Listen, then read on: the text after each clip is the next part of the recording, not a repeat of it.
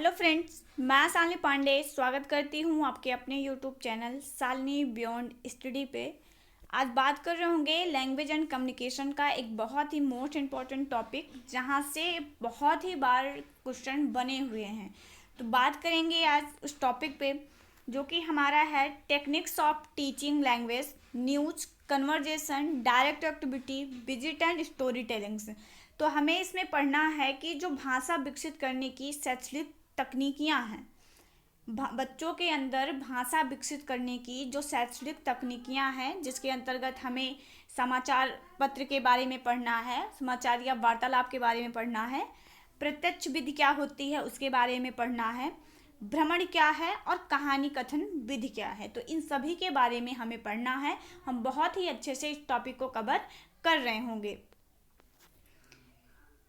ये क्या होती है शैक्षणिक तकनीकियाँ, जानेंगे उसे। तो जो श्रवणबाधित बच्चे होते हैं, श्रवणबाधित बच्चों की शैक्षणिक भाषा की तकनीक, ऐसे बच्चे जो कि हियरिंग इम्पेयरमेंट हैं या फिर जो भी बच्चे ने श्रवण यंत्र यूज किया हुआ है और कोक्लिया इम्प्लांट बच्चे हैं, ऐसे बच्चों को सहजता से भाषा सिखाने के लिए, ऐसे बच्चों के अंदर सहजता से भाषा विकसित करने के लिए हम कुछ तकनीकियाँ अपनाते हैं, कुछ तरीके अपनाते हैं। उसी को कहते हैं कि बच्चों के अंदर भाषा विकसित करने की शैक्षणिक तकनीक। बच्चों को भाषा सिखाने के लिए, बच्चों के अंदर भाषा को विकसित करने के लिए, उनको आसान तरीके से भाषा को सिखाने के लिए हम जो कुछ भी तरीके अपनाते हैं, वही तरीके कहलाते हैं बच्चों की शैक्षणिक तकनीक। जिसमें हम सबसे पहले बात कर रहे होंगे न्यूज एंड कन्वर्जेशन की, समाचार और वार्तालाप के बारे में बात कर रहे होंगे। इसमें ये क्या होता है, इसमें कैसे क्या किया जाता है, सारी चीज़ों को हम यहाँ पे समझेंगे। इसमें क्या होता है कि बच्चों को किसी भी विषय वस्तु के बारे में बातचीत के माध्यम से पढ़ाया जाता है। जैसे इस विधि में क्या होता है कि अगर बच्चों को वार्तालाप विधि का प्रयोग करके भाषा सिखाई जा रही है, तो उसमें हम बच्चों को कोई भी विधि, मतलब कोई भी सब्जेक्ट पढ़ाने के लिए या कोई भी टॉपिक पढ़ाने के लिए हम बातचीत के माध्यम से बच्चों को पढ़ाते हैं। और बातचीत के अंत में, जैसे बच्चों से बातचीत करते करते ही हम बच्चों को सारी की सारी चीज़ें जो है वो बच्चों को बता देते हैं। और बातचीत के अंत में क्या होता है कि बच्चों को विषय वस्तु के बारे में पूरी जानकारी मिल जाती है। इस विधि में क्या होता है कि जैसे एक टीचर पढ़ा रहा है, तो वो टीचर वार्तालाप के माध्यम से ही बच्चों से कुछ पूछेगा, कुछ अपना बताएगा। तो इन दोनों मेथड से ही, बच्चों से ही वार्तालाप करके वो अपने सब्जेक्ट के बारे में बच्चों को सारी की सारी जानकारियाँ दे देता है। और वार्तालाप के लास्ट तक बच्चों को सारी की सारी जानकारी जो है उस सब्जेक्ट से रिलेटेड मिल जाती है। दैनिक जीवन में भी उसके व्यवहार में किस तरह से उपयोग किया जाएगा, ये सारी चीज़ें भी इसमें दी जाती है। जब एक टीचर बच्चों से वार्तालाप कर रहा होता है, तो टीचर उसी वार्तालाप के माध्यम से क्या होता है कि बच्चों को सारी की सारी सब्जेक्ट की सारी जानकारी भी दे देता है। और बच्चे उसको कैसे यूज करेंगे, उसका अपने दैनिक जीवन में किस तरीके से उसमें व्यवहार करेंगे, वो सारी चीज़ें वार्तालाप के माध्यम से ही सिखा दी जाती हैं। जब शिक्षक वार्तालाप करता है, तो शिक्षक को कुछ बातों पर ध्यान भी रखना चाहिए। जैसे एक शिक्षक अगर वार्तालाप विधि का प्रयोग कर रहा है बच्चों के साथ, तो उसको बच्चों के साथ कुछ ना कुछ बातों का भी ध्यान रखना चाहिए। जिसमें पहला है बच्चों के भाव को भाषा प्रदान करना। हमें इस तरीके से बात करनी है कि मतलब बच्चे के भाव के अनुसार जो है बच्चों को हमें लैंग्वेज सिखा देनी है। बच्चों को विचार करने की प्रक्रिया को भाषा प्रदान करना। बच्चे जिस तरीके से बच्चा बात कर रहा है, जिस लैंग्वेज में बच्चा बात कर रहा है, बच्चे की सोच का ही उपयोग करके हमें अपनी बात को बच्चों तक बहुत ही अच्छे ढंग से समझा देनी है। बच्चों की शब्दावली में विकास करना। वार्तालाप का ये भी पर्पस होना चाहिए कि बच्चों का जो शब्दकोश है उसमें भी वृद्धि हो। ऐसा नहीं है कि आप सिर्फ बच्चों की ही लैंग्वेज में बात करें, मतलब बच्चों से वार्तालाप करते समय आप ये भूल जाएं कि आप एक टीचर हैं। आपको बच्चों से कुछ ऐसे भी नए नए शब्दों को बच्चों के सामने रखना है जिससे बच्चों की शब्दावली में भी विकास हो। बच्चों की वाणी क्षमता एवं सुनने के कौशल को बेहतर बनाना।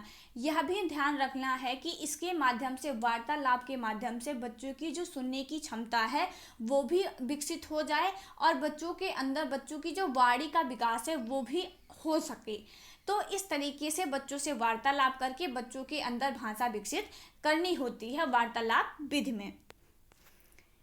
उसके बाद बात कर रहे होंगे प्रत्यक्ष क्रियाकलाप के द्वारा। बहुत डिटेल में आपको ये नहीं पढ़ाया जा रहा है, आपको बस एक रिकॉल के जरिए कि आप एक बार रिवीजन कर पाए, इसके माध्यम से वो चीज़ें आपको इस वीडियो में दी जा रही हैं। बात कर रहे होंगे डायरेक्ट विधि, जिसे आप प्रत्यक्ष क्रियाकलाप द्वारा, मतलब प्रत्यक्ष क्रियाकलाप होता है, क्या होता है प्रत्यक्ष क्रियाकलाप, तो एक बार थोड़ा सा समझ लेंगे। प्रत्यक्ष क्रियाकलाप का मतलब होता है कि बच्चों के ही सामने जो है हम प्रयोग करके, या बच्चों की किसी भी चीज़ पर बच्चों के सामने रख करके उस चीज़ को, उस पर हम बात करते हैं, जिसके माध्यम से बच्चे की लैंग्वेज का डेवलपमेंट हो जाता है। तो इसमें क्या होता है, प्रत्यक्ष क्रियाकलाप द्वारा जो होता है वो याचाई बच्चों को भाषा वाणी को सिखाने के लिए बच्चों के साथ कार्य करके सिखाया जाता है। इसमें बच्चे सामने रहेंगे और टीचर जो है वो प्रत्यक्ष रूप से चीज़ों को कर करके दिखाएगा और बच्चों की लैंग्वेज का डेवलप करेगा।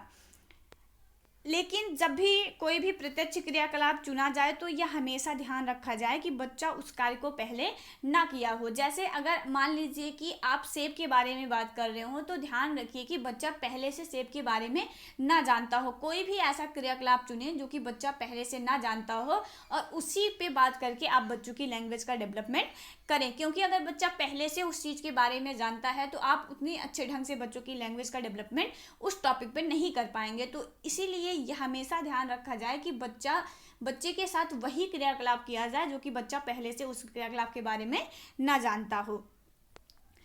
इसमें शिक्षक जो होता है वो बच्चे के पूर्व ज्ञान के आधार पर और बच्चे की रुचि को ध्यान में रख करके गतिविधि को चुनते हैं। प्रत्यक्ष क्रियाकलाप करते समय कुछ बिंदुओं को ध्यान में रखना है। जैसे अगर एक टीचर प्रत्यक्ष क्रियाकलाप के द्वारा बच्चे की लैंग्वेज का डेवलपमेंट करना चाह रहा है तो कुछ ऐसी बातें हैं जो एक टीचर को ध्यान में रखनी चाहिए। पहला है कि क्रियाकलाप में सभी बच्चों को शामिल करना चाहिए। जब भी कोई भी क्रियाकलाप आप कर रहे हैं बच्चे के साथ तो ध्यान रहे कि कक्षा के सभी बच्चे उस क्रियाकलाप में इन्वॉल्व हो। किसी भी बच्चे को पीछे छोड़ करके आप क्रियाकलाप को स्टार्ट ना करें। सभी बच्चों का इन्वॉल्व होना क्रियाकलाप में आवश्यक है। तो जब भी कोई भी प्रत्यक्ष क्रियाकलाप अपनाया जाए तो उसमें सभी बच्चों को इन्वॉल्व हो, ऐसा ध्यान में रखा जाए। दूसरा है बैठने की व्यवस्था को ध्यानपूर्वक रखना चाहिए। जब भी आप प्रत्यक्ष क्रियाकलाप कर रहे हैं तो जब टीचर मान लीजिए प्रत्यक्ष क्रियाकलाप कर रहा है तो सभी के सभी बच्चे टीचर द्वारा किए गए क्रियाकलाप को अच्छे ढंग से देख पाए। इसलिए बैठने की जो व्यवस्था है वो एक अच्छी व्यवस्था करनी चाहिए ताकि सभी बच्चे उस क्रियाकलाप को अच्छे ढंग से देख पाए। नेक्स्ट है क्रियाकलाप करवाते समय बालक से हमेशा बातचीत करते रहना चाहिए। ऐसा नहीं होना चाहिए कि एक टीचर जो है वो क्रियाकलाप कर रहा है और वो किसी से बात नहीं कर रहा है, बस वो अपने क्रियाकलाप को किए जा रहा है। ऐसा नहीं होना चाहिए। जब भी कोई भी प्रत्यक्ष क्रियाकलाप टीचर कर रहा है तो ध्यान रखे टीचर कि वो उस क्रियाकलाप के बारे में बच्चे से हमेशा बातचीत करता रहे ताकि हर एक बच्चे का ध्यान जो है वो उस क्रियाकलाप की तरफ रहे और बच्चे अच्छे से उस चीज़ को सीख पाएँ। एक बात ये भी ध्यान में रखनी है कि जब भी आप प्रत्यक्ष क्रियाकलाप कर रहे हैं तो उस पदार्थ को छूने के लिए, जैसे आप कोई भी एक्सपेरिमेंट या किसी भी चीज़ पे आप एक्सपेरिमेंट कर रहे हैं तो या किसी भी चीज़ के बारे में आप बच्चों को डायरेक्ट दिखा करके बता रहे हैं तो आप उस चीज़ को बच्चों को भी दें, बच्चों को भी उस चीज़ का अनुभव प्रदान करें। जैसे आप सेब के बारे में बता रहे हैं, सेब के बारे में प्रत्यक्ष रूप से आप बच्चों को दिखा करके समझा रहे हैं तो आप बच्चों को सेब देखने के लिए भी दीजिए, उनके हाथ में दीजिए, उनको चखने के लिए दीजिए। तो इस तरीके से जो है ताकि बच्चे भी उस चीज़ का अनुभव कर पाएँ, इसके लिए बच्चों को चीज़ें छूने चखने के लिए दिया जाना चाहिए। उसके बाद बात कर रहे होंगे स्टोरी टेलिंग पे, जिसे हम कहानी कथन विधि कहते हैं, क्या होती है। तो भाषा शिक्षण की प्रचलित तकनीक में जो कहानी कथन विधि होती है ये बहुत अच्छी विधि होती है क्योंकि इस तकनीक में छात्र जो होते हैं वो बहुत ही अधिक रुचि लेते हैं। कहानी कथन विधि जो होती है उसमें छात्रों की अपनी रुचि होती है और इस विधि में क्या होता है कि बच्चों की अपनी खुद की रुचि होती है। छोटे बच्चे जो होते हैं वो कहानी कथन में बहुत ही ज़्यादा रुचि लेते हैं।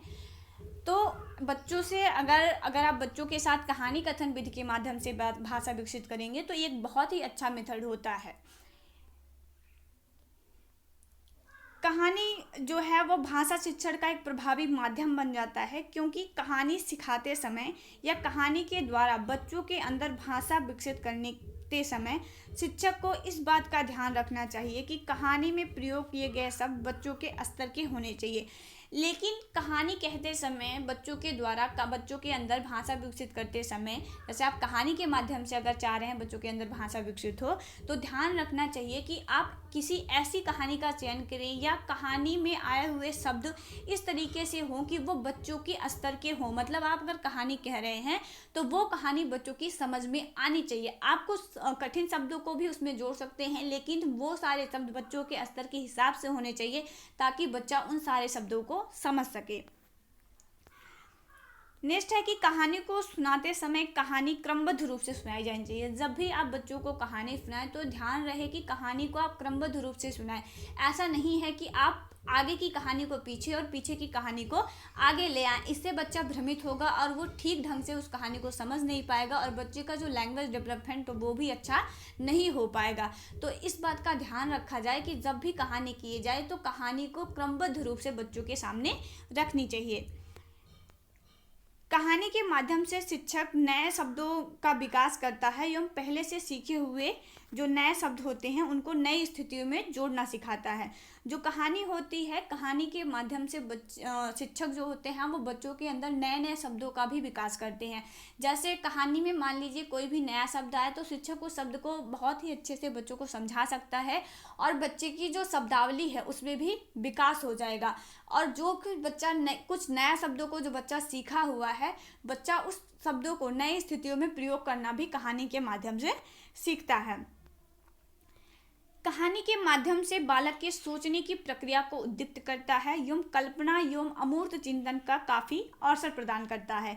जो कहानी होती है, कहानी के माध्यम से बच्चे की सोचने की जो प्रक्रिया है वो भी डेवलप हो जाती है। मतलब बच्चे के अंदर चिंतन का जो कौशल है वो अच्छा हो जाता है कहानी के माध्यम से। बच्चों के अंदर जो अमूर्त चिंतन है, जिन चीज़ों को वो देख नहीं पा रहे हैं उन चीज़ों के बारे में भी कल्पना करने की शक्ति बच्चों के अंदर कहानी की विधि के माध्यम से हम विकसित कर सकते हैं। तो कहानी विधि जो है वो अपने आप में एक बहुत ही अच्छी विधि है बच्चों के अंदर भाषा को विकसित करने की। बात करेंगे कहानी के प्रकार पे, बात करेंगे तो इसमें कुल 4 प्रकार की कहानियाँ होती हैं, जिसमें होता है पहला आपका शिक्षक द्वारा निर्मित कहानी। शिक्षक द्वारा निर्मित कहानी एक ऐसी कहानी जो कि शिक्षकों के द्वारा बनाई गई हो, मतलब शिक्षक स्वयं से ही जिस कहानी का निर्माण करेगा वो आपकी होती है शिक्षक द्वारा निर्मित कहानी, जिसमें शिक्षक स्वयं से ही कहानियों का निर्माण करता है। नेक्स्ट बात करेंगे परंपरागत कहानी। परंपरागत ऐसी कहानियाँ होती हैं जो बहुत पुराने समय से चली आ रही हैं। जैसे मान लीजिए कोई अकबर की कहानी हो गई, ठीक है। तो इस तरीके से कोई ऐसी कहानी, जैसे रामायण की कोई कहानी होगी, तो कोई ऐसी कहानी जो बहुत पुराने समय से चली आ रही है वो कहानियाँ आपकी होती हैं परंपरागत कहानी। उसके बाद बात कर रहे होंगे अनुकूलित कहानी। तो अनुकूलित कहानी भी परंपरागत कहानी ही होती हैं। मतलब ये कहानियाँ परंपरागत कहानियाँ ही होती हैं, बस इसमें शिक्षक बच्चों के स्तर के हिसाब से कुछ नई चीज़ों को इसमें ऐड कर देता है। तो परंपरागत कहानी जो है, अनुकूलित कहानी जो है, एक प्रकार की परंपरागत कहानी ही होती है, लेकिन इसमें शिक्षक क्या करता है कि बच्चों के स्तर के हिसाब से या बच्चों की रुचि के हिसाब से, या फिर हम कह सकते हैं कि नई परिस्थितियों के हिसाब से कुछ इसमें अनुकूलन अपनी तरफ से करता है। उसके बाद है छात्रों द्वारा निर्मित कहानी। तो ये जो कहानी होती है, इस कहानी के में क्या होता है कि शिक्षक जो होता है वो छात्रों से ही कहता है कि किसी एक टॉपिक पे कि आप ही इस टॉपिक पे अपने मन से कोई कहानी का निर्माण करिए। कोई ऐसी कहानी, मतलब शिक्षक बच्चों के द्वारा ही जिन कहानियों का निर्माण करवाता है वो होती हैं छात्रों द्वारा निर्मित कहानियाँ। नेक्स्ट बात कर रहे होंगे भ्रमण विधि की। भ्रमण विधि क्या है? तो भ्रमण विधि क्या होती है? भ्रमण विधि एक बाल केंद्रित विधि होती है। इस विधि में छात्र हमेशा सक्रिय रहते हैं। भ्रमण विधि द्वारा विषय वस्तु का अवलोकन करते हैं तथा विषय वस्तु के बारे में सहपाठियों तथा शिक्षकों के साथ चर्चा करते हैं। भ्रमण विधि क्या होती है? भ्रमण विधि जिसमें जो बच्चे होते हैं शिक्षक के साथ वो किसी न किसी स्थान पर जा कर के जिस भी उनका टॉपिक है उस स्थान पे जा कर के उन चीज़ों को, उन स्थान को बहुत ही अच्छे से अवलोकन करते हैं, उनके बारे में, उस विषय वस्तु के बारे में अपने शिक्षकों से, अपने सहपाठियों के साथ चर्चा करते हैं। इससे, इस विधि से क्या होता है कि बच्चों में अवलोकन करने की क्षमता, कल्पना करने की, तर्क करने की, टिप्पणी करने की और निरीक्षण जैसे कौशलों का बच्चों के अंदर विकास हो जाता है। एक प्रसिद्ध मनोवैज्ञानिक हैं पेस्ट्रोलॉजी, यहाँ पे एस्ट्रोलॉजी है, आप ठीक कर लीजिएगा, ये है पेस्ट्रोलॉजी। पेस्ट्रोलॉजी का कथन था कि पुस्तकों द्वारा प्राप्त किए गए ज्ञान की अपेक्षा क्षेत्रीय कार्य या भ्रमण द्वारा प्राप्त किया गया ज्ञान अधिक महत्व है। इनका कहना था कि जो हम किताबों के द्वारा ज्ञान प्राप्त करते हैं उससे कहीं ज़्यादा आपका अच्छा होता है क्षेत्रीय कार्य या भ्रमण द्वारा हम जो ज्ञान प्राप्त करते हैं वो ज्ञान अस्थायी होता है, बच्चों के दिमाग में लंबे समय तक रहता है। ठीक है, उसके माध्यम से बच्चों के अंदर कल्पना करने की, तर्क करने की, टिप्पणी करने की, ये सारे कौशल विकसित हो जाते हैं। और विशेष विद्यालय की बात करें तो विशेष विद्यालय के पाठ्यक्रम का एक बहुत ही अभिन्न अंग होता है।